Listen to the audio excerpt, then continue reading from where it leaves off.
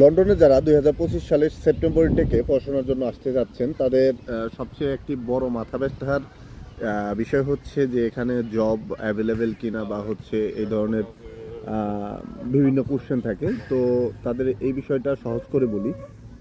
দেখেন, পৃথিবীর সব জায়গাতেই আপনি শুরুতে আসতে গেলে আপনাকে একটু সারভাইভিং পিরিয়ড বলতে একটা সময় থাকে, যেটা করতে হবে। অবশ্যই এখানেও করতে হবে, জব অ্যাভেলেবেল আছে, বাট আপনাকে একটু আপনার চ্যানেলটা বা লিঙ্ক আপটা ভালো রাখতে হবে। আসার পর থেকেই চেষ্টা করতে হবে যে যত তাড়াতাড়ি সম্ভব আপনি যেন মোটামুটিভাবে তাড়াতাড়ি সবার কাছে থেকে যারা আপনার পরিচিত আছে তাদেরকে বলেন, এবং কোথায় কোথায় জব সার্চ করা যায় সেগুলো সম্পর্কে একটু অ্যাডভাইস নেন, যাদের আপনার ফ্রেন্ডস অ্যান্ড ফ্যামিলি বা হচ্ছে খুব কাছের মানুষ যারা বা শুভাকাঙ্ক্ষী যারা আছে।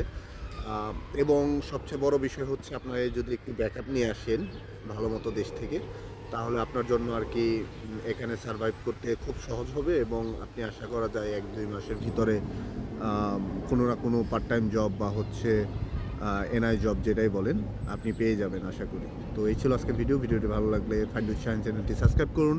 Thank you so much.